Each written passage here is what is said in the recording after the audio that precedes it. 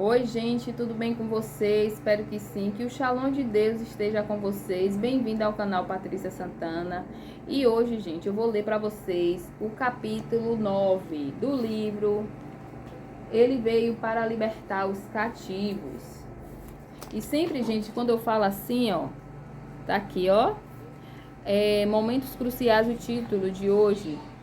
Elaine, eu sempre falo Elaine, só para vocês entenderem. Eu vou ler um pouquinho aqui com vocês e depois eu vou deixar aquelas imagens bonitas, tá bom? Ó, Momentos Cruciais, capítulo 9. O primeiro momento crucial em minha vida foi aproximadamente um ano antes de ser escolhida a noiva regional de Satanás. O meu maior sonho de acreditar que era realmente amada por ele foi cruelmente destruído. Devia ter cometido uma pequena transgressão contra Satanás. De fato, era tão pequena que eu não estava consciente de tê-la cometido. Certo dia, estando sozinha em casa, 4 demônios enormes se manifestaram fisicamente.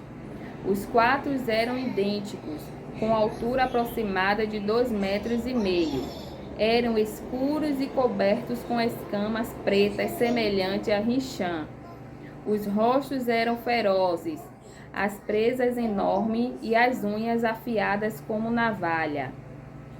Agrediram-me sem qualquer aviso, arranharam-me com suas unhas longas, retalhando minha carne.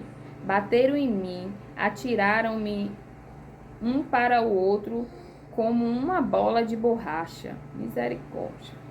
Eu berrava, chorava e implorava para que parasse de me machucar.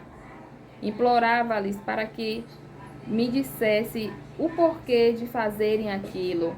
Porém, eles não me responderam uma só palavra, simplesmente rosnavam e soltavam gargalhadas horrendas. Os meus guardiões, Manchã e Rinchã, não faziam um só movimento para me ajudar ou explicar o que estava acontecendo. Somente após 1h30, os 4 se foram do mesmo modo como chegaram. Fui largada no chão, exausta e agonizante. As minhas costas estavam retalhadas e eu tinha enormes ferimentos da cabeça aos pés. A mobília fora toda revirada e o meu sangue estava por toda parte. Enquanto eu estava deitada, soluçando e ofegante, tentando recuperar-me, Satanás entrou pela porta fechada. Como sempre, ele estava em seu disfarce predileto de homem jovem e elegante. Ficou alguns instantes olhando para mim. Depois virou a cabeça para trás e soltou uma gargalhada. Ele continuou rindo enquanto eu, deitada, perguntava a razão dos demônios me terem atormentado de modo tão cruel. A única resposta que ouvi foi que estava sendo disciplinada. Então acrescentou que os demônios haviam feito um bom trabalho e, sem fazer qualquer movimento para me ajudar, desapareceu. Gente, que situação, né? Só havia uma resposta para mim. Satanás me odiava e era um mentiroso. Essa constatação era uma ferida muito profunda no meu coração, maior do que qualquer outra no meu corpo. Estando sozinha, fiz o melhor que pude para limpar e arrumar o apartamento e também cuidar dos meus ferimentos. Na época, eu era enfermeira e usei meus conhecimentos para curar-me.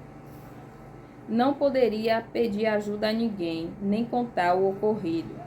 De qualquer modo, os outros não se preocupavam o bastante comigo para aproximar e questionar o que estava errado.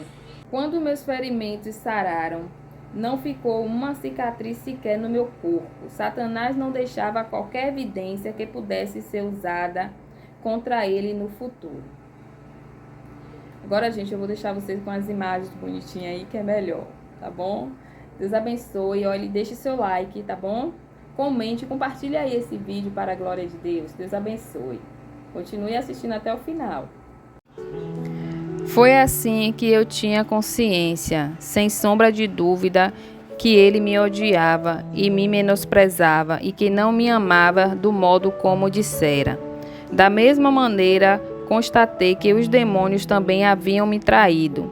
Puniram-me por algo insignificante e também me usavam em benefício próprio, em várias ocasiões para protegê-los da ira de Satanás. Eu encobria certas atitudes tomadas por eles. Foi nessas circunstâncias que decidi, se possível, sair da seita. Faltavam ainda 2 anos para Deus mostrar-me o caminho. Sentia-me completamente desgraçada. Os demônios estavam ao redor e dentro de mim. Na época, eu acreditava que eles podiam ler a minha mente. Assim, dificilmente eu pensava sobre o assunto e nunca o mencionava. Não sabia onde buscar ajuda, supondo que sobreviveria o suficiente para tentar. Eu me perguntava aonde, no mundo, encontraria poder superior ao de Satanás e seus demônios. Continuamente eu precisava fingir que queria estar na seita, mesmo sabendo que, afinal de contas, eles já haviam planejado a minha morte. E se Manchan ou qualquer outro descobrisse o que se passava em minha mente, isso significaria a morte certa e agonizante. Passados 2 anos do episódio da disciplina, uma senhora com quem eu trabalhava convidou-me para acompanhá-la à igreja que frequentava.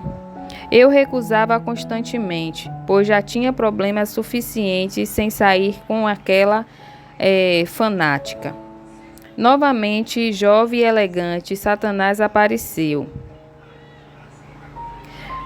Ele colocou os braços ao meu redor e de forma amável disse que ele, meu marido, havia sido insultado e somente eu poderia vingá-lo. Disse também que conhecia os convites que Esther me fizera e que queria que eu fosse com ela. Desse modo, eu poderia destruir a igreja onde as pessoas ousaram dizer que, além de estar vivo, era mau e deveria e poderia ser combatido. Eu deveria ir, infiltrar-me nela, dividi-la e assim destruí-la. Queria que eu usasse a 8ª parte do plano que ele e seus servos, incluindo-me, usaram e até hoje usam com sucesso por todo o mundo para destruir as igrejas de Cristo. Essa estratégia será estudada com detalhes no capítulo 17. Tentei ir por 2 vezes. Na primeira não consegui sequer sair do carro por causa do tremendo poder de Deus naquele lugar. Nunca experimentara algo tão extraordinário. Na segunda consegui chegar até a porta, mas literalmente não pude pegar na maçaneta porque o poder de Deus novamente era estrondoso. Os demônios no meu corpo o sentiram e eu decididamente me recusei a entrar. Se Esther não tivesse aproximado de mim novamente no trabalho, não sei se eu teria conseguido voltar. Ela me desafiou a ir. Conhecia-me o suficiente para saber que eu não tentaria de novo. Lutando contra a vontade de ficar, decidi ir. Esther me esperava. E quando eu me viu, acenou para que eu fosse me assentar perto dela na frente, mas recusei. Então ela veio, assentou-se comigo e falou: "Tudo bem, Deus está aqui atrás da mesma forma que está lá na frente." É claro que eu não gostei da observação. O jovem que pregava aquela noite estava se candidatando ao cargo de pastor. E o que eu e os demônios conseguimos fazer foi ouvir aquele discurso do começo ao fim. O pior aconteceu. Quando, imediatamente após o culto, ele veio na direção em que Esther e eu estávamos assentados. Conversou comigo e tentou me convencer a entregar minha vida a Jesus. Com termos vagos, disse-lhe que não queria e que não precisava de Jesus.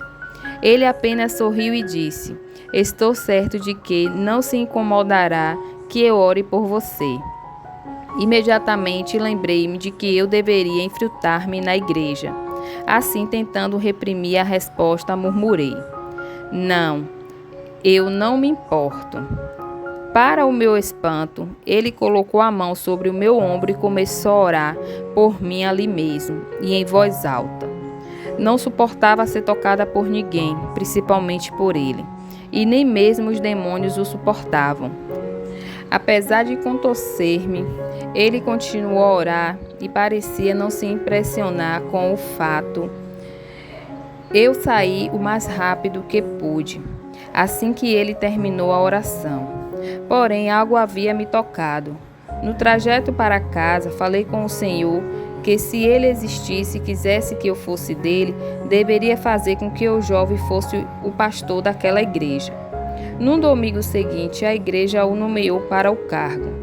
Ainda se passaria um ano até que eu cumprisse a minha parte do trato. No mesmo ano, outro incidente seria determinante para me mostrar como Satanás estava mentindo e que existia um poder superior ao dele. Comecei a pensar que talvez Jesus fosse a resposta. Pouco tempo depois de estar frequentando a pequena igreja, Satanás veio, obviamente muito furioso, dizendo que no seu hospital especial havia uma médica que se julgava muito esperta. Ela não só se atrevera a pregar e orar, como também a intervir no trabalho das bruxas naquela instituição. Ele me ordenou a organizar um esforço nacional com todas as bruxas mais poderosas na intenção de destruí-la. Não se importava como o faríamos, mas ela deveria ser morta o mais rápido possível.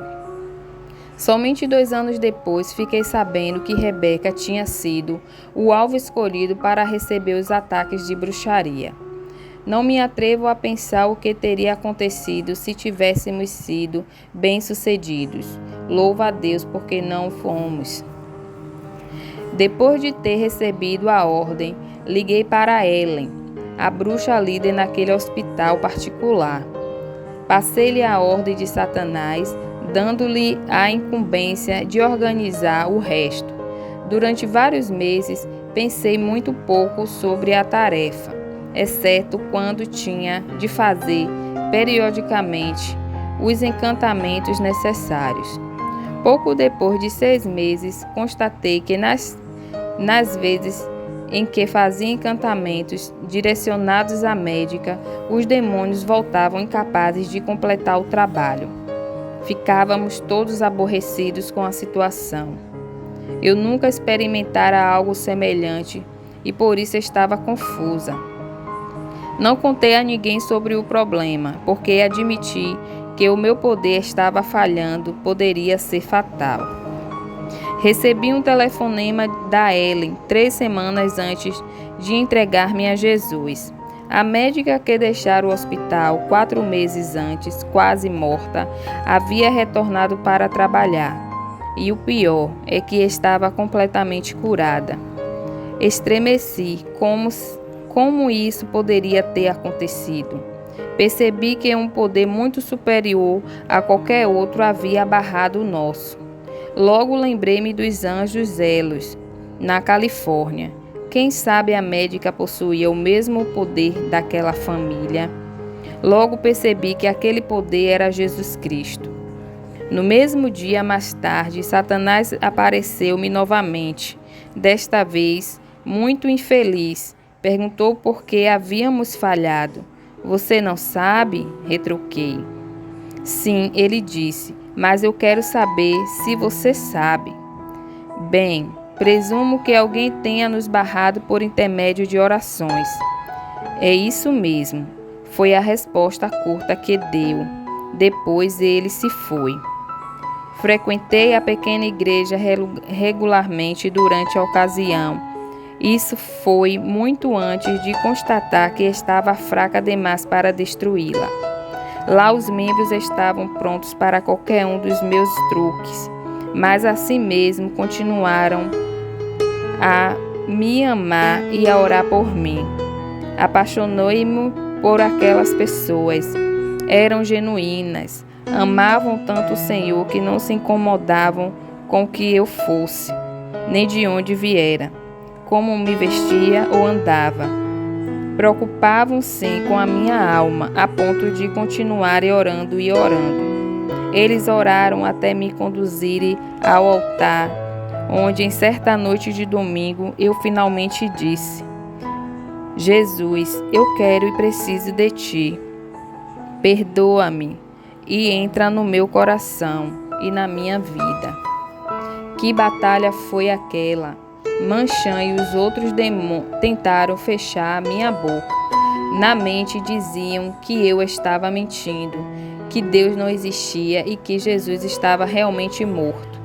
Contudo, eu sabia que eram mentirosos e não lhes ouviria a voz.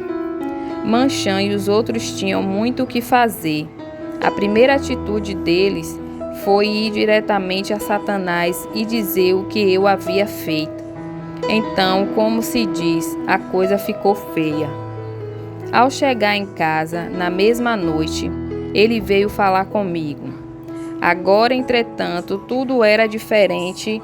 Antes, normalmente, ele teria se apaixonado, posto as mãos sobre meus ombros ou me abraçado, mas ao contrário, ficou a certa distância e pude notar que havia muitos demônios poderosos com ele. Mas mesmo assim eles se mantiveram à distância. Satanás parecia louco, gritou para mim: Que diabos você pensa que está fazendo? Estou te deixando, respondi. Você não pode fazer isso. Não posso? Eu já fiz. Você é minha noiva, ganhei você. Se não fizer o que eu digo, vou matá-la.